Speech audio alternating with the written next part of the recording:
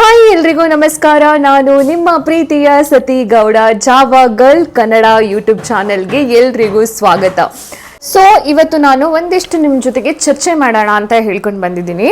So ನನಗೆ ತುಂಬ ಜನ ಫಾಲೋವರ್ಸು ಆ್ಯಂಡ್ ಏನು ಇನ್ಸ್ಟಾದಲ್ಲಾಗಿರ್ಬೋದು ಅಥವಾ ಯೂಟ್ಯೂಬಲ್ಲಾಗಿರ್ಬೋದು ತುಂಬ ಜನ ನನಗೆ ಡಿ ಎಮ್ ಮಾಡಿದ್ದಾರೆ, ಒಂದಿಷ್ಟು ಕ್ವಶನ್ಸ್ಗಳನ್ನು ಡಿ ಎಮ್ ಮಾಡಿದ್ದಾರೆ. ಹಾಕೋತೀನಿ ಆ್ಯಂಡ್ ಡಿಸ್ಕಷನ್ ಮಾಡೋಣ ಒಂದು ಸ್ವಲ್ಪ. ಸೊ ಏನು ಅಂದರೆ ಡಿಸ್ಕಷನ್ ಮಾಡೋಕ್ಕಿಂತ ಮೊದಲು ಯಾರ್ಯಾರು ನನಗೆ ಕ್ವಶನ್ ಕೇಳಿದಾರಲ್ವಾ ಅವರಿಗೆಲ್ಲ ಒಂದು ಸ್ವಲ್ಪ ಕ್ಲಾಸ್ ತಗೊಳ್ಳೋಣ. ಏನು ಅಂತ ಹೇಳಿದ್ರೆ ಎಲ್ಲರೂ ಕೇಳಿರೋ ಕ್ವಶನ್ಸು ಸಿನಿಮಾಗಳ ಬಗ್ಗೆನೇ ಚರ್ಚೆ ಆಗ್ತಾ ಇರೋದು. ನಾನು ಸಿನಿಮಾ ಬಗ್ಗೆ ಚರ್ಚೆ ಮಾಡೋಕ್ಕಿಂತ ಮೊದಲು ಅವ್ರದ್ದೆಲ್ಲ ಕ್ವಶನ್ಗಳನ್ನು ನೋಟ್ ಮಾಡಿ ಇಟ್ಕೊಂಡಿದ್ದೀನಿ. ಸೊ ಅದ್ರ ಜೊತೆಗೆ ಸಿನಿಮಾದ ಬಗ್ಗೆ ಚರ್ಚೆ ಮಾಡೋದಕ್ಕಿಂತ ಮೊದಲು ಕ್ವಶನ್ ಕೇಳಿದವ್ರಿಗೂ ಕೂಡ ಒಂದು ಆನ್ಸರ್ ಮಾಡಿಬಿಡೋಣ, ಓಕೆನಾ? ಸೊ ಏನು ಅಂತ ಹೇಳಿದ್ರೆ ಮೂವಿ ಬಗ್ಗೆ, ಸೀರಿಯಲ್ ಬಗ್ಗೆ, ಸಿನಿಮಾ ಬಗ್ಗೆ ಆ್ಯಂಡ್ ಡೈರೆಕ್ಷನ್ ಬಗ್ಗೆ ಆ್ಯಂಡ್ ಪ್ರೊಡ್ಯೂಸಿಂಗ್ ಬಗ್ಗೆ ಪ್ರತಿಯೊಂದ್ರ ಬಗ್ಗೆ ನಾನು ಕ್ವಶನ್ ಕೇಳಿದ್ದೀರಾ. ಸೊ ಏನು ಅಂತ ಹೇಳಿದ್ರೆ ಒಂದು ವಿಷಯ ಹೇಳಕ್ಕೆ ಇಷ್ಟಪಡ್ತೀನಿ. ಒಂದು ಮೂವಿಯನ್ನು ನೋಡಿಕೊಂಡು ಒಂದು ಮೆಸೇಜ್ ಪಾಸ್ ಮಾಡ್ತೀರಾ, ಮೂವಿ ಚೆನ್ನಾಗಿಲ್ಲ, ತುಂಬ ಡಬ್ಬ ಥರ ಇದೆ, ಹಾಗಿದೆ ಹೀಗಿದೆ, ಓಕೆ ಫೈನ್, ನಿಮ್ಗೆ ಇಷ್ಟ ಆಗಿಲ್ಲ, ಓಕೆ ಒಪ್ಕೋತೀನಿ. ಸೊ ಆದರೆ ಆ ಮೂವಿ ಒಂದು 2 ಅವರ್ ಮೂವಿ ತೆಗಿಲಿಕ್ಕೆ ಎಷ್ಟು ತಿಂಗಳ ಅಥವಾ ಎಷ್ಟು ವರ್ಷಗಟ್ಟಲೆ ಕಷ್ಟಪಡ್ತಾರೆ ಅಂತ ಒಂದು ಸ್ವಲ್ಪನೂ ಯೋಚನೆ ಮಾಡಲ್ಲ. ನಿಮಗೆ ತುಂಬ ಡೀಟೇಲ್ಸ್ ಆಗಿ ಹೇಳ್ತೀನಿ, ನಿಮಗೆ ಮೇಲ್ ಹೇಳಿದ್ರೆ ಅರ್ಥ ಆಗಲ್ಲ ಅಂತ ಅಂದ್ಕೋತೀನಿ. ಸೊ ಅದಕ್ಕೆ ತುಂಬ ಡೀಟೇಲ್ಸ್ ಆಗಿ ಹೇಳ್ತೀನಿ. ಸೊ ಮೂವಿಗೆ ಫಸ್ಟ್ ಬೇಕಾಗಿರೋದು ಏನು? ಸ್ಕ್ರಿಪ್ಟು, ಕತೆ. ಒಂದು ಕತೆ ಮಾಡೋಕ್ಕೆ, ಆ ಕತೆ ಯೋಚನೆ ಮಾಡೋಕ್ಕೆ ಒಂದಿಷ್ಟು ತಿಂಗಳ ಟೈಮ್ ತಗೋತಾರೆ. ಅದಾದಮೇಲೆ ಜಸ್ಟ್ 1 ಲೈನ್ ಮಾಡ್ತಾರೆ. ಅದಾದಮೇಲೆ ಒಂದು ಡೀಟೇಲ್ಸ್ 1 ಲೈನ್ ಅಂತ ಆಗುತ್ತೆ. ಸೊ ಆ ಡೀಟೇಲ್ಸ್ 1 ಲೈನು ಫುಲ್ ಡೀಟೇಲ್ಸಾಗಿ ಕತೆ ಡಿಸ್ಕಷನ್ ಮಾಡ್ತಾರೆ. ಅದೆಲ್ಲ ಕತೆ ಆಗಿ ಪ್ರೊಡ್ಯೂಸರಿಗೆ ಓಕೆ ಆದಮೇಲೆ ಸೊ ಏನು ಅಂತ ಹೇಳಿದ್ರೆ ಅದಾದಮೇಲೆ ಸ್ಕ್ರಿಪ್ಟಿಗೆ ಹೋಗ್ತಾರೆ. ಪ್ರತಿ ಒಂದೊಂದು ಸೀನ್ ಡೈಲಾಗ್ ಬರೆಯಲಿಕ್ಕೂ ಕೂಡ ತುಂಬ ಚರ್ಚೆ ಮಾಡಿ, ತುಂಬ ಡಿಸ್ಕಷನ್ ಮಾಡಿ ಆ ಥರ ಬರೆದಿರ್ತಾರೆ. ಒಂದು ಸ್ಕ್ರಿಪ್ಟ್ ಮಾಡೋಕ್ಕೆ ಮಿನಿಮಮ್ ಅಂತ ಹೇಳಿದ್ರು 6 ಮಂತ್ ಟೈಮ್ ತಗೊಳುತ್ತೆ. ಸೊ ಅಂದರೆ ಡೈಲಾಗ್ ವರ್ಷನ್ ನಡೆಯೋದಕ್ಕೆ ಒಂದು 6 ಮಂತ್, ಮಿನಿಮಮ್ 6 ಮಂತ್ ತಗೊಳುತ್ತೆ. ಸೊ ಅದಾದಮೇಲೆ ಲೊಕೇಶನ್ನು, ಅದಾದಮೇಲೆ ಪ್ರಾಪರ್ಟೀಸು, ಅದಾದಮೇಲೆ ಕಾಸ್ಟ್ಯೂಮ್ಸು, ಅದಾದಮೇಲೆ ಮ್ಯೂಸಿಕ್ಕು, ಸಾಂಗ್ಸು, ಅದಾದಮೇಲೆ ಎಲ್ಲ ಆರ್ಟಿಸ್ಟ್ಗಳು ಪ್ರತಿಯೊಂದು ಕೂಡ ಎಲ್ಲ ಆದಮೇಲೆ next shooting, locations, shooting fix ಆಗುತ್ತೆ, ಮುಹೂರ್ತ ಮಾಡ್ತಾರೆ, ಶೂಟಿಂಗ್ ಹೋಗ್ತಾರೆ, ಅದಕ್ಕಿಂತ ಮೊದಲೇ ಸಾಂಗ್ ಆಗುತ್ತೆ, ಪ್ರತಿಯೊಂದು ಕೂಡ ವರ್ಕ್ ಇರುತ್ತೆ ಹಿನ್ನೆಲೆಯಲ್ಲಿ, ಆಯಿತಾ? ಸೊ ಇದೆಲ್ಲ ಆದಮೇಲೆ ಶೂಟಿಂಗ್ ಹೋಗ್ತಾರೆ. ಶೂಟಿಂಗು ಅಮ್ಮಮ್ಮ ಅಂತ ಹೇಳಿದ್ರು ಒಂದು 2-3 ಮಂತಲ್ಲಿ, ಒಂದೇ ಶೆಡ್ಯೂಲೆಲ್ಲ ಆದರೆ ಒಂದು 2-3 ಮಂತಲ್ಲಿ ಮುಗಿಯುತ್ತೆ. ಸೊ ಇಲ್ಲ ಅಂತ ಹೇಳಿದ್ರೆ ಡಿಫ್ರೆಂಟ್ ಪ್ಲೇಸ್ಗಳಿದ್ರೆ ಸೊ ಅಲ್ಲಿ ಶೂಟಿಂಗಿಗೇನೆ ಒಂದು 6-7 ಮಂತ್ಸ್ ತಗೊಳುತ್ತೆ. ಅದಾದಮೇಲೆ ಏನು ಅಂತ ಹೇಳಿದ್ರೆ ಎಡಿಟಿಂಗು, ಡಬ್ಬಿಂಗು, DA ಬಂದುಬಿಟ್ಟು ಅದಾದಮೇಲೆ ಪಬ್ಲಿಸಿಟಿ, ಅದು ಇದು ಹಾಳು ಮೂಳು ಅಂತ ಹೇಳ್ಕೊಂಡು ಇಷ್ಟು ಲಾಂಗ್ ಟೈಮ್ ತಗೊಳುತ್ತೆ. ಒಂದೊಂದು ಚಿಕ್ಕ ಪುಟ್ಟ ಕೆಲಸ ಮಾಡೋದಕ್ಕೂ ಸಿಕ್ಕಾಪಟ್ಟೆ ಬೆವರು ಸುರಿಸಿರ್ತಾರೆ. ಆ್ಯಂಡ್ ತುಂಬ ಸಾವಿರಾರು ಜನರ ಪರಿಶ್ರಮ ಇರುತ್ತೆ ಆ್ಯಂಡ್ ಸಾವಿರಾರು ಜನ ವರ್ಕ್ ಮಾಡಿರ್ತಾರೆ. ಸೊ ಒಂದು ಚಿಕ್ಕದ ಮಿಸ್ಟೇಕ್ ಆದ್ರೂ ಕೂಡ ಈಸಿಯಾಗಿ ನೀವು ಹೇಳ್ಬಿಡ್ತೀರ, ಇಡೀ ಸಿನಿಮಾನೇ ಚೆನ್ನಾಗಿಲ್ಲ, ಡಬ್ಬಾ ಸಿನಿಮಾ, ಹಾಗೆ ಸಿನಿಮಾ, ಹೀಗೆ ಸಿನಿಮಾ, ಯಾವನ್ ಗುರು ಅವನು ಡೈರೆಕ್ಟರು ಹಂಗೆ ತೆಗ್ದಿದ್ದಾನೆ, ಯಾವನ್ ಗುರು ಆರ್ಟಿಸ್ಟು ಹಂಗೆ ಮಾಡಿದ್ದಾರೆ, ಹಿಂಗೆ ಮಾಡಿದ್ದಾರೆ, ಒಪ್ಕೋತೀನಿ. ಬಟ್ ನಿಮ್ಗೆ ಇಷ್ಟ ಆಗಿಲ್ವಾ, ಸೈಲೆಂಟ್ ಆಗಿರಿ. ಬಟ್ ಅದ್ರ ಬದಲು ಈ ಥರದ್ದೆಲ್ಲ ಒಂದು ಸೆಕೆಂಡಲ್ಲಿ ಏನು ಕಾಮೆಂಟ್ ಪಾಸ್ ಮಾಡಿಬಿಡ್ತೀರಾ, ಪರಿಶ್ರಮ ಇರುತ್ತೆ ಗೊತ್ತಾ? ಅದನ್ನು ಸ್ವಲ್ಪ ಯೋಚನೆ ಮಾಡಿಬಿಟ್ಟು ಮಾತಾಡಿ. ಬಿಕಾಸ್ ಯಾಕೆ ಅಂತ ಹೇಳಿದ್ರೆ ಇವಾಗ ಒಂದು ಮಗು ಹುಟ್ಟಿದ ತಕ್ಷಣ ನಾನು ಕೇಳೋ ಕ್ವಶನ್ ಏನು ಅಂತ ಹೇಳಿದ್ರೆ, ಒಂದು ಮಗು ಹುಟ್ಟಿದ ತಕ್ಷಣ ಸಡನ್ನಾಗಿ ನಡೆದಾಡ್ಬಿಡುತ್ತಾ, ಸಡನ್ನಾಗಿ ಗೇಮ್ ಆಡ್ಬಿಡುತ್ತಾ, ಅಥವಾ ಸಡನ್ನಾಗಿ ಓಡಾಡ್ಬಿಡುತ್ತಾ, ಸಡನ್ನಾಗಿ ಸಾಂಗ್ ಹೇಳ್ಬಿಡುತ್ತಾ, ಸಡನ್ನಾಗಿ ಡಾನ್ಸ್ ಮಾಡಿಬಿಡುತ್ತಾ? ಇಲ್ಲ ತಾನೇ. ಫಸ್ಟಲ್ಲಿ ಅಂಬೆಗಾಲಿಡುತ್ತೆ. ಸೊ ಅದಾದಮೇಲೆ ಏನು ಅಂತ ಹೇಳಿದ್ರೆ ನಡೆಯೋಕ್ಕೆ ಸ್ಟಾರ್ಟ್ ಮಾಡುತ್ತೆ. ಫಸ್ಟಲ್ಲಿ ಅರಿಲಿಕ್ಕೆ ಸ್ಟಾರ್ಟ್ ಮಾಡುತ್ತೆ, ಅದಾದಮೇಲೆ ನಡಿಲಿಕ್ಕೆ ಸ್ಟಾರ್ಟ್ ಮಾಡುತ್ತೆ ಅಲ್ವಾ? ಸೊ ಅದೇ ರೀತಿ ಸಿನಿಮಾ ಅಂತ ಹೇಳಿದಾಗ ಏನು ಅಂತ ಹೇಳಿದ್ರೆ ಫಸ್ಟ್ ಹೊಸ ನಿರ್ದೇಶಕರು, ಹೊಸ ಆರ್ಟಿಸ್ಟ್ಗಳು ಎಲ್ಲ ಬರ್ತಾ ಇರ್ತಾರೆ. ಸೊ ಎಲ್ರಿಗೂ ಕೂಡ ಒಂದು ಸ್ವಲ್ಪ ಟೈಮ್ ಬೇಕಾಗಿರುತ್ತೆ, ಅಥವಾ ಒಂದು ಚಿಕ್ಕ ಪುಟ್ಟ ಮಿಸ್ಟೇಕ್ಗಳಾಗುತ್ತೆ. 100% ಎಲ್ಲನೂ ಕೂಡ ಸೂಪರ್ ಆಗೋಕ್ಕಾಗಲ್ಲ. ಫಸ್ಟ್ ಹೊಸಬ್ರು ಟ್ರೈ ಮಾಡಿರೋದಕ್ಕೆ ಅಪ್ರಿಷಿಯೇಟ್ ಮಾಡಿ. ಸೊ ನೆಕ್ಸ್ಟ್ ಅವ್ರು ಸರಿ ಹೋಗ್ತಾರೆ. ಆಮೇಲೆ ಇನ್ನೊಂದು, ಇವಾಗ ಇತ್ತೀಚೆಗೆ ಎಲ್ಲರೂ ಕೇಳೋ ಕ್ವಶನ್ಸು, ಎಲ್ಲರೂ ಹೇಳೋದು, ಸಿನಿಮಾ ನೋಡಿದ ತಕ್ಷಣ ಒಂದು ಟ್ಯಾಗ್ಲೈನ್ ಕೊಟ್ಬಿಡ್ತೀರಾ, ಬಟ್ KGF ಥರ ಇಲ್ಲ ಬಿಡು, ಇದು KGF ಥರ ಇಲ್ಲ, ಇದು ಅಷ್ಟೊಂದು ಚೆನ್ನಾಗಿಲ್ಲ ಅಂತ ಒಂದು ಏನು ಕಾಮೆಂಟ್ ಪಾಸ್ ಮಾಡಿಬಿಡ್ತೀರಾ. ಗುರು KGF ಸಿನಿಮಾನೇ ಬೇರೆ, ಅದು ಒಂದು ಬೇರೆ ಝೋನ್ ಸಿನಿಮಾ. ಸೊ ಏನು ಅಂತ ಹೇಳಿದ್ರೆ ಎಲ್ಲ ಸಿನಿಮಾನು KGF ಆಗಕ್ಕಾಗಲ್ಲ, ಎಲ್ಲ ಸಿನಿಮಾನು KGF ಆಗಕ್ಕಾಗಲ್ಲ. KGF ನಮ್ಮ ಕನ್ನಡ ಇಂಡಸ್ಟ್ರಿಗೆ ಒಂದು ಹೆಸರು ತಂದುಕೊಟ್ಟಂಥ ಸಿನಿಮಾ, ತುಂಬ ಸೂಪರ್ ಹಿಟ್ ಆದಂಥ ಸಿನಿಮಾ. ಸೊ ಅದೆಲ್ಲ ಸೆಕೆಂಡ್ರಿ, ಬಟ್ ಎಲ್ಲ ಸಿನಿಮಾನು KGF ಮಾಡೋಕ್ಕಾಗಲ್ಲ. ನೀವು KGF ಫಸ್ಟನ್ನು ಯಾವ ಕ್ರೇಜಲ್ಲಿ ನೋಡಿದ್ರು, KGF 2 ಬಂದಾಗ ನೀವೇನೇ ತಾನೇ ಕೆಲವೊಂದು ಕಾಮೆಂಟ್ಗಳನ್ನು ಪಾಸ್ ಮಾಡಿದ್ರಿ. ಯಾಕೆ ಎಲ್ಲ ಸಿನಿಮಾನು KGF ಆಗೋಕ್ಕಾಗಲ್ಲ. KGF ಅದು ಬೇರೆ ಒಂದು ಥೀಮ್ ಇರುವಂಥ ಒಂದು ಕತೆ. ಸೊ ಬೇರೆ ಬೇರೆ ಸಿನಿಮಾಗಳು ಬೇರೆ ಬೇರೆ ಥರ ಕತೆಗಳಿರುತ್ತೆ. ಆ ಕತೆಗೆ ತಕ್ಕ ಹಾಗೆ, ಆ ಲೊಕೇಶನಿಗೆ ತಕ್ಕ ಹಾಗೇ, ಅದಕ್ಕೆ ತಕ್ಕ ಹಾಗೇ ಸಿನಿಮಾಗಳನ್ನು ಮಾಡಬೇಕಲ್ವಾ. ಎಲ್ಲದನ್ನು ಒಂದೇ ಥರ ಸಿನಿಮಾಗಳು ಮಾಡೋಕ್ಕಾಗಲ್ವಲ್ಲ. ಎಲ್ಲ ಆದಮೇಲೆ ಇವಾಗ ಪಾಯಿಂಟಿಗೆ ಬರ್ತೀನಿ. ಸೊ ನಮ್ಮ ಇಂಡಸ್ಟ್ರಿ ಬಗ್ಗೆ ಎಲ್ಲ ಕೇಳಿದ್ರಿ. ಸೊ ಫಸ್ಟ್ನೇ ಕ್ವಶನ್ ಏನು ಅಂದರೆ, ಕಲಾವಿದರು ಇವತ್ತು ಎಷ್ಟು ಕಷ್ಟಪಡ್ತಾ ಇದ್ದಾರೆ ಅಂತ. ಇಂಡಸ್ಟ್ರೀಲಿ ನಿಜವಾಗ್ಲೂ ಆ್ಯಕ್ಚುಲಾಗಿ ಇವಾಗ ಹೇಳಬೇಕು ಅಂತ ಹೇಳಿದ್ರೆ ತುಂಬ ಜನ ಕಲಾವಿದರು ತುಂಬ ನಾನಾ ರೀತಿಯಲ್ಲಿ ಕಷ್ಟಪಡ್ತಿದ್ದಾರೆ. ಬಿಕಾಸ್ ಯಾಕೆ ಅಂತ ಹೇಳಿದ್ರೆ, ಆ್ಯಸ್ ಅ ಪರ್ಫಾರ್ಮರ್ಗೆ ಇವತ್ತು ಅವಕಾಶಗಳು ಸಿಗ್ತಾ ಇಲ್ಲ. ಯಾಕೆ ಸಿಗ್ತಾ ಇಲ್ಲ ಅವಕಾಶ? ನಮ್ಮವರೇ ನಮ್ಗೆ ಅವಕಾಶಗಳು ಕೊಡ್ತಾ ಇಲ್ಲ. ಬಿಕಾಸ್ ಯಾಕೆ ಕೊಡ್ತಾ ಇಲ್ಲ? ಸೊ ಆ್ಯಸ್ ಅ ಒಂದು ಝೋನ್ ಇತ್ತು. ಏನು ಅಂತ ಹೇಳಿದ್ರೆ, ಈಗ ಸಿನಿಮಾ ಇಂಡಸ್ಟ್ರಿ ಅಂತ ಹೇಳಿದ ತಕ್ಷಣ, ಸೊ ಸಿನಿಮಾ ಇಂಡಸ್ಟ್ರಿ ಆ್ಯಂಡ್ ಕಲಾವಿದರು ಅಂತಲೇ ಒಂದು ವೇದಿಕೆ ಅದು, ಆಯಿತಾ. ಸೊ ಇವಾಗ ಹೇಗಾಗಿದೆ ಅಂದರೆ, ನಾರ್ಮಲ್ ಆಗಿ ಒಬ್ಬ ಇಂಜಿನಿಯರು ಕೂಡ ಕಲಾವಿದ ಆಗ್ತಾ ಇದ್ದಾನೆ, ಬೇರೆ ಬಿಸ್ನೆಸ್ ಮ್ಯಾನ್ ಕೂಡ ಕಲಾವಿದ ಆಗ್ತಾ ಇದ್ದಾನೆ. ಸೊ ಏನು ಅಂದರೆ, ಬೇರೆ ಮನೆಗಳಲ್ಲಿ ಕೆಲಸ ಮಾಡೋರು ಕೂಡ ಬಂದು ಇಂಡಸ್ಟ್ರಿಗೆ ಬರ್ತಾ ಇದ್ದಾರೆ. ಸೊ ಎಲ್ಲ ಫೀಲ್ಡ್ನವರು ಇಂಡಸ್ಟ್ರಿಗೆ ಬರ್ತಾ ಇದ್ದಾರೆ. ಮತ್ತು ಇಂಡಸ್ಟ್ರಿಯಲ್ಲಿರುವಂಥ ಕಲಾವಿದರಿಗೆ ಎಲ್ಲಿದೆ ಅವಕಾಶ? ಸೊ ಆಮೇಲೆ ಇವಾಗಿನ ಟ್ರೆಂಡ್ ಹೆಂಗಾಗಿದೆ ಅಂದರೆ, ನಿಮಗೆ ಆ್ಯಕ್ಟಿಂಗ್ ಬರಬೇಕಂತಿಲ್ಲ, ಪರ್ಫಾರ್ಮೆನ್ಸ್ ಇದಿಲ್ಲ. ಇವಾಗ ಹೇಗಾಗಿದೆ ಅಂದರೆ, ಓಕೆ ಸೋಷಿಯಲ್ ಮೀಡಿಯಾದಲ್ಲಿ ಓಕೆ ಒಂದಿಷ್ಟು ಫಾಲೋವರ್ಸ್ ಇದ್ದಾರಾ, ಒಂದಿಷ್ಟು ಏನು ಅಂತ ಹೇಳಿದ್ರೆ ಒಂದಿಷ್ಟು ಫೇಮು ನೇಮು ಮಾಡಿದಾರಾ, ಸೊ ಅವರನ್ನು ಕರ್ಕೊಂಡು ಬಂದು ಇವಾಗ ಎಲ್ಲ ಶೋಗಳಲ್ಲಿ ಕೂರಿಸ್ತಾ ಇದ್ದಾರೆ. ಅದು ಇವಾಗ ವಿಡಿಯೋ ನೋಡ್ತಾ ಇರೋರು ಎಷ್ಟು ಕಾಮೆಂಟ್ ಮಾಡ್ತಾರೆ ಅಥವಾ ಯಾವ ಥರ ಅದನ್ನು ಇದು ಮಾಡ್ತಾರೆ ಅಂತ ಗೊತ್ತಿಲ್ಲ.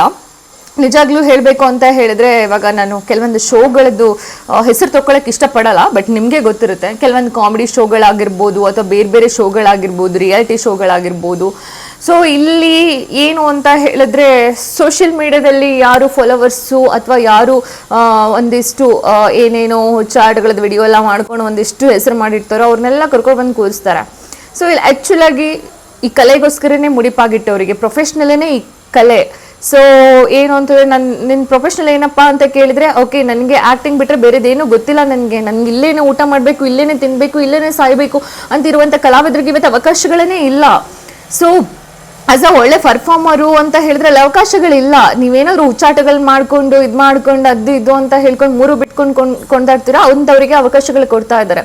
ಸೊ ಇದನ್ನು ನಾವು ಇಂಡಸ್ಟ್ರಿಯವರು ನಾವೇ ಚೇಂಜ್ ಮಾಡ್ಕೋಬೇಕು. ಬಿಕಾಸ್ ಯಾಕೆಂದರೆ ಮುಂದೊಂದು ದಿನ ನಮ್ಮ ಕಲಾವಿದರು ಬೀದಿಗೆ ಬೀಳ್ತಾರ್ರಿ. ಎಷ್ಟೋ ಜನ ಕಲಾವಿದರು ಇವತ್ತು ಒಂದು ಊಟಕ್ಕೂ ಕೂಡ ಪರದಾಡುವಂಥ ಪರಿಸ್ಥಿತಿ ಇದೆ.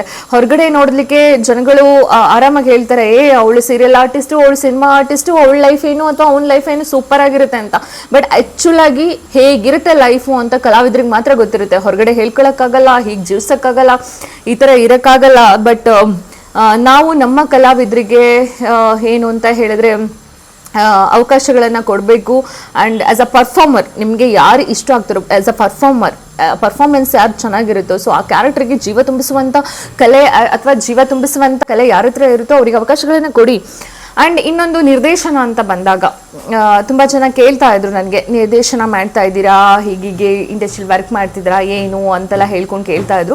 ಹೌದು, ಆ್ಯಕ್ಚುಲಾಗಿ ನಾನು ನಿರ್ದೇಶನ ಮಾಡ್ತಾ ಇದ್ದೀನಿ. ಇವಾಗ ಒಂದು ಸ್ಕ್ರಿಪ್ಟು ಕೂಡ ನಡೀತಾ ಇದೆ, ಅದ್ರ ಜೊತೆಗೆ ಸ್ವಲ್ಪ ವರ್ಕು ಕೂಡ ನಡೀತಾ ಇದೆ. ಬೇರೆ ಬೇರೆ ಮೂವಿಗಳಲ್ಲೂ ಕೂಡ ವರ್ಕ್ ಮಾಡಿದ್ದೀನಿ ಡೈರೆಕ್ಷನ್ ಡಿಪಾರ್ಟ್ಮೆಂಟಲ್ಲಿ. ಬಟ್ ಏನು ಅಂತ ಹೇಳಿದ್ರೆ, ನನಗೆ ತುಂಬ ಜನ ನಾನು ಪ್ರೊಡ್ಯೂಸರ್ಗೆ ಕತೆ ಹೇಳಕ್ಕೆ ಹೋದಾಗ ಆ್ಯಂಡ್ ಏನು ಅಂತ ಹೇಳಿದ್ರೆ, ನಾನು ಫೇಸ್ ಮಾಡಿದಂಥದ್ದು ಒಂದಿಷ್ಟು ಘಟನೆಗಳನ್ನು ಹೇಳ್ತೀನಿ ನಾನು ನಿಮಗೆ. ನಾನು ಕತೆ ಹೇಳಕ್ಕೆ ಹೋದಾಗ ಅಥವಾ ಮೀಟ್ ಮಾಡೋಕ್ಕೆ ಹೋದಾಗ ಪ್ರೊಡ್ಯೂಸರ್ಗೆ ನರೇಷನ್ ಕೊಡ್ತೀನಿ, ಕತೆ ಹೀಗಿದೆ ಅಂತ. ಕತೆ ಎಲ್ಲ ಫುಲ್ ಕೇಳ್ತಾರೆ. ಕೇಳಾದ್ಮೇಲೆ ಕತೆ ಎಲ್ಲ ತುಂಬ ಚೆನ್ನಾಗಿದೆ ಮೇಡಮ್, ಸೂಪರ್ ಆಗಿದೆ, ಸೊ ನಾನೇ ಪ್ರೊಡ್ಯೂಸ್ ಮಾಡ್ತೀನಿ, ನಾನು ಮಾಡೋಣ ಮೂವಿನ, ಹಾಗೆ ಹೀಗೆ ಅಂತೆಲ್ಲ ಮಾತುಕತೆ ಆಗುತ್ತೆ, ಆಯಿತಾ. ಅದಾದಮೇಲೆ ಮಾತುಕತೆ ಆಗಿ ಅದು ಇನ್ನು ಸ್ಕ್ರಿಪ್ಟ್ ವರ್ಕು ಎಲ್ಲ ಸ್ಟಾರ್ಟ್ ಆಗಬೇಕು, ಎಲ್ಲ ವರ್ಕಿಗೆ ಬರುತ್ತೆ. ಅದಾದಮೇಲೆ ಏನು ನಿರ್ದೇಶಕರು ಎಷ್ಟು ಕಷ್ಟ ಅನುಭವಿಸ್ತಾ ಇದ್ದಾರೆ ಅಂದರೆ, ಈ ಕಡೆ ಒಂದು ಕಡೆ ಪ್ರೊಡ್ಯೂಸರ್ ಸಿಗ್ತಾ ಇಲ್ಲ. ಸೊ ಪ್ರೊಡ್ಯೂಸರ್ ಸಿಕ್ಕಿದಾಗ ಅದನ್ನು ಓಕೆ ಒಂದೊಳ್ಳೆ ಸಿನಿಮಾ ಕೊಡೋಣ, ಒಂದೊಳ್ಳೆ ಸಿನಿಮಾ ಮಾಡೋಣ, ಅಥವಾ ಈ ಥರ ಹಿಂಗೆ ಮಾಡೋಣ ಅಂತ ಎಷ್ಟೋ ಕನಸುಗಳನ್ನು ಎಷ್ಟೋ ವರ್ಷದಿಂದ ಹೊತ್ಕೊಂಡು ಬಂದಿರ್ತಾರೆ. ಸಡನ್ನಾಗಿ ಪ್ರೊಡ್ಯೂಸರ್ ಕೇಳೋದು ಏನು ಅಂತ ಹೇಳಿದ್ರೆ, ಹೀರೋಯಿನು ನಾನು ಏನು ಅಂತ ಹೇಳಿದ್ರೆ, ಹೀರೋಯಿನ್ ನಮ್ಮ ಜೊತೆ ಚೆನ್ನಾಗಿರ್ಬೇಕಪ್ಪ, ಅಂದ್ರ ಜೊತೆಗೆ ನಾನು ಯಾರನ್ನೋ ಒಬ್ರನ್ನ ಕರ್ಕೊಬರ್ತಾರೆ, ಇವಳನ್ನೇ ಹೀರೋಯಿನ್ ಮಾಡು, ಇವಳನ್ನೇ ಹಾಕೊಳ್ಳಿ ಮೂವಿಗೆ, ಬಿಕಾಸ್ ದುಡ್ಡು ಹಾಕ್ತಾ ಇರ್ತಾರಲ್ಲ, ಇವರನ್ನೇ ಹಾಕೊಳ್ಳಿ, ಅವಳನ್ನೇ ಹಾಕೊಳ್ಳಿ. ಆ್ಯಕ್ಚುಲಿ ಆ ಕತೆಗೂ ಆ್ಯಂಡ್ ಆ ಕ್ಯಾರೆಕ್ಟ್ರಿಗೂ ಆ ಹೀರೋಯಿನ್ಗೂ ಸಂಬಂಧನೇ ಇರಲ್ಲ, ಪರ್ಫಾರ್ಮೆನ್ಸ್ ಇರಲ್ಲ, ಆ್ಯಕ್ಟಿಂಗ್ ಬಗ್ಗೆ ಸ್ಕಿಲ್ಸ್ ಗೊತ್ತಿರಲ್ಲ, ಏನೂ ಗೊತ್ತಿರಲ್ಲ, ಆ್ಯಂಡ್ ಆ ಕ್ಯಾರೆಕ್ಟ್ರಿಗೆ ಸೂಟು ಆಗಲ್ಲ. ಸೊ ಈ ಥರ ಗೋಲ್ ಕೊಟ್ಟಾಗ ಯಾರು ಮಾಡೋಕ್ಕಾಗತ್ತೆ? ಕೆಲವೊಬ್ರು ಏನು ಮಾಡ್ತಾರೆ ಅಂತ ಹೇಳಿದ್ರೆ, ಓಕೆ ಪ್ರೊಡ್ಯೂಸರ್ ಹೇಳ್ತಾ ಇದ್ದಾರೆ, ಎಷ್ಟೋ ದಿನದಾದ್ಮೇಲೆ ಪ್ರೊಡ್ಯೂಸರ್ ಸಿಕ್ಬಿಟ್ಟಿದ್ದಾರೆ, ಮೂವಿ ಮಾಡಿಬಿಡೋಣ ಅಂತ ಹೇಳ್ಕೊಂಡು ಮಾಡ್ತಾರೆ. ಆಮೇಲೆ ಮೂವಿ ಥಿಯೇಟ್ರಿಗೆ ಹೋದಾಗ ಅದು ಚೆನ್ನಾಗಿ ಪರ್ಫಾರ್ಮೆನ್ಸ್ ಬಂದಿಲ್ಲ, ಅದು ಬಂದಿಲ್ಲ ಅಂತ ಏನು ಅಂತ ಹೇಳಿದ್ರೆ ನಿಮ್ಮ ಹತ್ರ ಉಗಿಸ್ಕೋತಾರೆ. ಏನು ಅಂತ ಹೇಳಿದ್ರೆ, ಹೀಗೀಗೆ ಅದು ಚೆನ್ನಾಗಿಲ್ಲ, ಕತೆ ಚೆನ್ನಾಗಿದೆ, ಬಟ್ ಆದರೆ ಚೆನ್ನಾಗಿ ಆ್ಯಕ್ಟಿಂಗ್ ಮಾಡಿಲ್ಲ, ಚೆನ್ನಾಗಿ ತೆಗ್ದಿಲ್ಲ, ಹಾಗೆ ತೆಗ್ದಿಲ್ಲ, ಹೀಗೆ ತೆಗ್ದಿಲ್ಲ ಅಂತ ನಿರ್ದೇಶಕರು ಇದಾಗ್ತಾರೆ. ಬಟ್ ಆ್ಯಕ್ಚುಲಾಗಿ ಹೇಳಬೇಕು ಅಂದರೆ, ಆಮೇಲೆ ತುಂಬ ಜನ ಪ್ರೊಡ್ಯೂಸರ್ಗೆ ಈ ಮಾತನ್ನು ಹೇಳ್ತೀನಿ, ಯಾರಾದರೂ ಪ್ರೊಡ್ಯೂಸರು ನನ್ನ ಬ್ಲಾಗನ್ನು ನೋಡ್ತಾ ಇದ್ದರೆ, ಸರ್ ನೀವು ತುಂಬ ಜನ ಹೇಳ್ಕೊತೀರಾ, ಏನು ಅಂದರೆ ಅವ್ನು ಮೋಸ ಮಾಡ್ದ, ನನಗೆ ಇವನು ಮೋಸ ಮಾಡ್ದ ಮೇಡಮ್, ನಾನು ಅದು ಮೂವಿ ಮಾಡೋಕ್ಕೆ ಅಂತ ಹೋಗಿದ್ದೆ, ಇಷ್ಟು ದುಡ್ಡು ಹಾಕಿದೆ, ಅಷ್ಟು ದುಡ್ಡು ಹಾಕಾದ್ಮೇಲೆ ಸೊ ಅವರು ಸಿನಿಮಾಗಳನ್ನು ಮಾಡ್ತೀನಿ ಅಂತ ಅಡ್ವಾನ್ಸ್ ಇಸ್ಕೊಂಡು ಹಿಂಗೆ ಮಾಡಿಕೊಂಡು, ಅದಾದಮೇಲೆ ಅರ್ಧ ಸಿನಿಮಾಗಳು ಮಾಡಿಕೊಂಡು ಅರ್ಧಕ್ಕೆ ನಿಂತು ಹೋಯಿತು, ಮುಂದೆ ಮಾಡಿಲ್ಲ, ಹಾಗೆ ಮಾಡಿಲ್ಲ, ಹೀಗೆ ಮಾಡಿಲ್ಲ ಅಂತ ಹೇಳ್ತಿರಲ್ವಾ ಸರ್. ಆ್ಯಕ್ಚುಲಾಗಿ ನಿಜವಾಗ್ಲೂ ಒಂದು ಸಿನಿಮಾ ಮಾಡಬೇಕು ಅಂತಿರೋರಿಗೆ, ಒಂದು ನಾನು ಗೆಲ್ಲಬೇಕು ಅಂತ, ಮೂವಿ ಗೆಲ್ಲಬೇಕು ಅಂತ ಹೇಳ್ಕೊಂಡಿರುವಂಥ ನಿರ್ದೇಶಕರು ತುಂಬ ಜನ ಇದ್ದಾರೆ. ಅಂಥವರಿಗೆ ಒಂದು ಅವಕಾಶ ಕೊಡಿ ಸರ್. ಏನು ಅಂದರೆ, ನೀವು ಎಂಜಾಯ್ ಮಾಡೋದಿದ್ರೆ, ಅಥವಾ ನಿಮಗೆ ಎಂಜಾಯ್ಮೆಂಟಿಗೆ ಸಿನಿಮಾ ಬೇಕಾಗಿದ್ದಿದ್ರೆ, ಅಕಸ್ಮಾತು ಏನು ನೀವು ಅಂದ್ಕೊಂಡಾಗೆ ಹಾಳು ಮುಳು ಹುಡುಗಿರು ಅದು ಇದು ಆ ಥರದ್ದೆಲ್ಲ ಒಂದು ಕ್ರೇಜು ಆ್ಯಂಡ್ ಎಂಜಾಯ್ಮೆಂಟು ಬೇಕಾಗಿದ್ದರೆ ಸಿನಿಮಾ ಬೇಡ ಸರ್. ಏನು ಅಂತ ಹೇಳಿದ್ರೆ, ಈ ಕಡೆ ಇಂಡಸ್ಟ್ರಿಗೆ ಬಂದುಬಿಟ್ಟು ಸಿನಿಮಾಗಳನ್ನು ಹಾಳು ಮಾಡಿಬಿಡಿ. ಸಿನಿಮಾಗೆ ಒಂದು ಮಹತ್ವ ಇದೆ ಆ್ಯಂಡ್ ಮಾಡ್ತೀವಿ. ಸೊ ನಿಮ್ಗೆ ಎಂಜಾಯ್ಮೆಂಟ್ ಮಾಡಬೇಕು ಅಂದರೆ ಹೊರಗಡೆ ಎಷ್ಟೋ ಇದೆ, ಅಲ್ಲಿ ದುಡ್ಡು ಖರ್ಚು ಮಾಡಿ ಎಂಜಾಯ್ಮೆಂಟ್ ಮಾಡಿ, ಬಟ್ ಸಿನಿಮಾದಲ್ಲ ಎಂಜಾಯ್ಮೆಂಟ್ ಮಾಡೋಕ್ಕೆ ಬರಬೇಡಿ. ಬಿಕಾಸ್ ಯಾಕೆಂತ ಹೇಳಿದ್ರೆ, ಒಂದು ಸಿನಿಮಾನ ಪ್ರೀತಿಸಿ, ಸಿನಿಮಾನ ಒಂದು ಮಗು ಥರ ಭಾವಿಸಿ, ಆ ಸಿನಿಮಾಗೆ ಏನು ಬೇಕು, ಯಾವ ಕ್ಯಾರೆಕ್ಟ್ರಿಗೆ ಏನು ಬೇಕೋ ಅದನ್ನು ಕೊಡಿ. ಆ್ಯಂಡ್ ಕಾಸ್ಟ್ಯೂಮ್ ಆಗಿರ್ಬೋದು, ಪ್ರಾಪರ್ಟೀಸ್ಗಳಾಗಿರ್ಬೋದು, ಅಥವಾ ಆ ಕ್ಯಾರೆಕ್ಟ್ರಿಗೆ ತಕ್ಕಾಗೇನೆ ಅದಕ್ಕೊಂದು ಜೀವ ತುಂಬಿಸಿ, ಸಿನಿಮಾನ ಪ್ರೀತಿಸಿ. ಆ ಪ್ರೀತಿಯಿಂದ ಮಾಡಿರೋ ಸಿನಿಮಾ ಯಾವತ್ತೂ ಸೋಲಲ್ಲ ಸರ್, ಗೆದ್ದೇ ಗೆಲ್ಲುತ್ತೆ. ಸೊ ಸಿನಿಮಾನ ಪ್ರೀತಿಸ್ಕೊಂಡು ಸಿನಿಮಾನ ಗೆಲ್ಲಿಸ್ಬೇಕು ಅಂತ ಹೇಳ್ಕೊಂಡು ನಾವು ತುಂಬ ಪ್ರಯತ್ನ ಪಟ್ಟರೆ ಆ ಸಿನಿಮಾ ಸೋಲಲ್ಲ, 100% ಗೆಲ್ಲುತ್ತೆ. ಹಾಗೆ ಆಮೇಲೆ ಇತ್ತೀಚೆಗೆ ಎಲ್ಲರೂ ಕೇಳ್ತಾ ಇದ್ದೀರಾ, ಏನು ಅಂತ ಹೇಳಿದೆ, ತುಂಬ ಜನ ಏನು ಬರುತ್ತೆ ನಿಮಗೆ ಕಾಸ್ಟಿಂಗ್ ಕೋಚ್ ನಡೆಯುತ್ತಾ, ಕಮಿಟ್ಮೆಂಟು ಆ ಥರ ಈ ಥರ ಕೇಳ್ತಾರಾ, ಹಾಗೆ ಹೀಗೆ ಅಂತ ಹೇಳ್ಕೊಂಡು. ಬಟ್ ನಿಜವಾಗ್ಲೂ ಹೇಳ್ತೀನಿ, ಇತ್ತೀಚೆಗೆ ನಿಜವಾದ ಕಲಾವಿದರಿಗೆ ಪ್ರಾಬ್ಲಮ್ ಆಗ್ತಿರೋದೇ ಅಲ್ಲಿ. ಸೋಷಿಯಲ್ ಮೀಡಿಯಾದಲ್ಲಿ ಅಲ್ಲಿ ಇಲ್ಲಿ ಎಲ್ಲೆಲ್ಲೋ ಯಾರ್ಯಾರೋ ಬರ್ತಾರೆ, ಯಾವ್ಯಾವುದೋ ಫೀಲ್ಡಿನವರು ಇಲ್ಲಿ ಇಂಡಸ್ಟ್ರಿಗೆ ಬರ್ತಾರೆ, ನಾನು ಏನು ಬೇಕಾದರೂ ಮಾಡೋಕ್ಕೆ ರೆಡಿ ಇದ್ದೀನಿ, ನನಗೆ ಚಾನ್ಸ್ ಕೊಡಿ ಅಂತ. ಸೊ ಕೆಲವೊಂದು ಸರಿ ಏನು ಬಿರಿಯಾನಿ ಸಿಗ್ತಾ ಇರಬೇಕಾದ್ರೆ ಯಾರಾದರೂ ಅನ್ನ ಸಾಂಬಾರು ತಿನ್ನೋಕ್ಕೆ ಇಷ್ಟಪಡ್ತಾರ. ಸೊ ಏನು ಅಂತ ಹೇಳಿದ್ರೆ, ಇಲ್ಲಿ ಕೆಟ್ಟ ಒಂದಿಷ್ಟು ಜನಗಳಿರ್ತಾರೆ. ಅದು ಸಿನಿಮಾ ಇಂಡಸ್ಟ್ರಿ ಅಂತಲ್ಲ, ಆಲ್ ಓವರ್ ಎಲ್ಲ ಕಡೆನೂ ಎಲ್ಲ ಫೀಲ್ಡಲ್ಲೂ ಕೆಲವೊಂದಿಷ್ಟು ಕೆಟ್ಟ ಜನಗಳು ಇದ್ದೇ ಇರ್ತಾರೆ, ಆಯಿತಾ.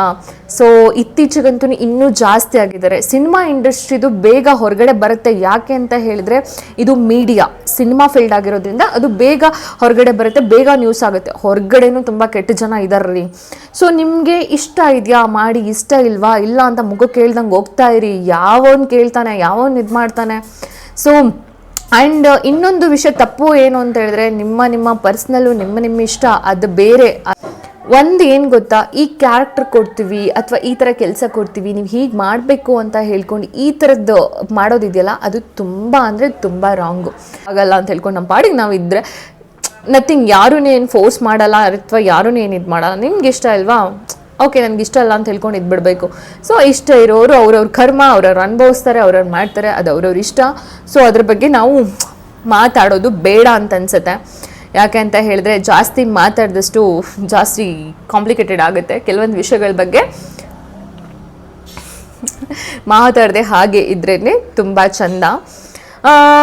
ಸೊ ಇನ್ನೊಂದಿಷ್ಟ ಆದಮೇಲೆ ನನಗೆ ಕೇಳ್ತಾ ಇದ್ರು, ಮೇಡಮ್ ಇವಾಗ ನೀವು ಏನು ಮಾಡ್ತಾ ಇದ್ದೀರಾ, ಏನು ಎತ್ತ ಹಾಗೆ ಹೀಗೆ ಅಂತ. ಸೊ ಇವಾಗ ನಾನೊಂದಿಷ್ಟು ಸಿನಿಮಾಗಳ ವರ್ಕೂ ಮಾಡ್ತಾ ಇದ್ದೀನಿ ಆ್ಯಂಡ್ ಟ್ರೈ ಕೂಡ ಮಾಡ್ತಾ ಇದ್ದೀನಿ ಬೇರೆ ಬೇರೆ ಫೀಲ್ಡಲ್ಲಿ, ಬೇರೆ ಬೇರೆ ಇಂಡಸ್ಟ್ರಿಯಲ್ಲೂ ಕೆಲಸ ಮಾಡೋಕ್ಕೆ, ತೆಲುಗು, ತಮಿಳು ಆ್ಯಂಡ್ ಕನ್ನಡ 3 ಇಂಡಸ್ಟ್ರಿಯಲ್ಲೂ ಸ್ವಲ್ಪ ವರ್ಕ್ ಮಾಡ್ತಾ ಇದ್ದೀನಿ. ಇವಾಗ ಸದ್ಯಕ್ಕೆ ಯಾವುದೂ ಸೀರಿಯಲ್ಗಳೆಲ್ಲ ಮಾಡ್ತಾ ಇಲ್ಲ ನಾನು. ಸೊ ಏನು ಅಂತ ಹೇಳಿದ್ರೆ ಸ್ವಲ್ಪ ಸಿನಿಮಾದ ಕಡೆ ಫೋಕಸ್ ಮಾಡ್ತಾ ಇದ್ದೀನಿ. ಅದ್ರ ಜೊತೆಗೆ ನನ್ನ ಪುಟ್ಟದಾದಂಥ ಒಂದು ಪ್ರಪಂಚ ಸ್ಕ್ರಿಪ್ಟ್ ರೆಡಿ ಆಗ್ತಾ ಇದೆ.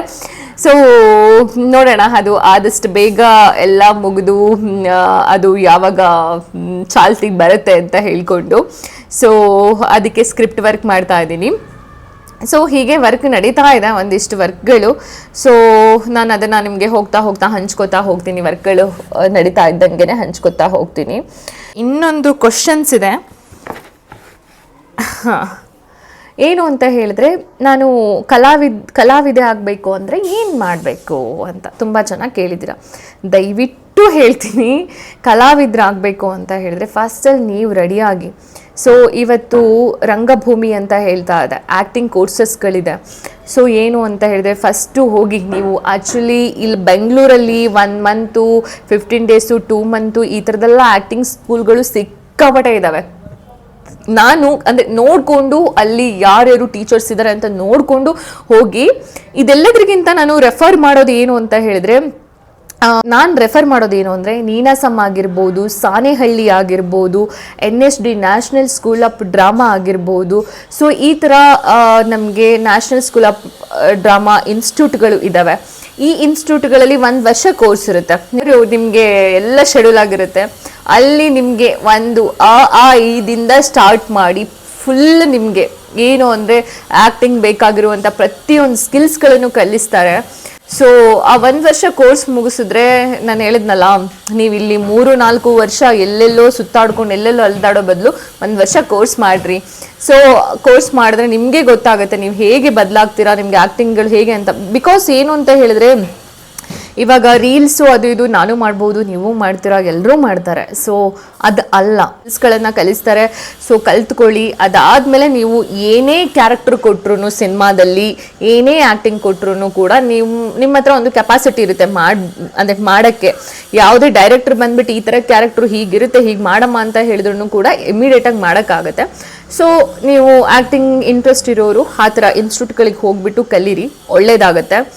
ಸೊ ಹಾಗೇನೆ ಏನು ಅಂತ ಹೇಳಿದ್ರೆ, ನನ್ನ ಪೇಜನ್ನು ಇನ್ನೂ ಸಬ್ಸ್ಕ್ರೈಬ್ ಮಾಡದೇ ಇರೋರು ಸಬ್ಸ್ಕ್ರೈಬ್ ಮಾಡಿ, ಹಾಗೆ ಲೈಕ್ ಮಾಡಿ, ಕಾಮೆಂಟ್ ಮಾಡಿ, ಶೇರ್ ಮಾಡಿ. ಸೊ ಇದೇ ಥರ ಸಿನಿಮಾದು ಒಂದಿಷ್ಟು ನಾನು ಹಾಕ್ತಾ ಇರ್ತೀನಿ. ಆಮೇಲೆ ಶಾರ್ಟ್ಸ್ ವಿಡಿಯೋಸ್ಗಳಲ್ಲಿ ನೆಕ್ಸ್ಟು ಇವಾಗ ನಮ್ಮ ಮೂವಿ ಅಥವಾ ನಾನು ವರ್ಕ್ ಮಾಡುವಂಥ ಮೂವಿ ಬಂತು ಅಂತ ಹೇಳಿದ್ರೆ, ನಾನು ಒಂದಿಷ್ಟು ಅಂದರೆ ಲೈಕ್ ಆರ್ಟಿಸ್ಟ್ಗಳು ಅಥವಾ ಬೇರೆ ಬೇರೆ ಟೆಕ್ನಿಷಿಯನ್ಸು ಅಥವಾ ಏನಾದರೂ ರಿಕ್ವೈರ್ಮೆಂಟ್ ಇದ್ದರೆ ನಾನು ಅದನ್ನು ಪೋಸ್ಟ್ ಮಾಡ್ತಾ ಇರ್ತೀನಿ. ಸೊ ಏನು ಅಂದರೆ ನಿಮಗೂ ಕೂಡ ಹೆಲ್ಪ್ ಆಗ್ಬೋದು, ಯಾರಿಗೆ ಇಂಟ್ರೆಸ್ಟ್ ಇದೆಯೋ ಅವರಿಗೆ ಸ್ವಲ್ಪ ಹೆಲ್ಪ್ ಆಗ್ಬೋದು ಅಂತ ಅಂದ್ಕೋತೀನಿ. ಇದಿಷ್ಟು ಇವತ್ತಿನ ನನ್ನ ಬ್ಲಾಗಲ್ಲಿ. Thank you.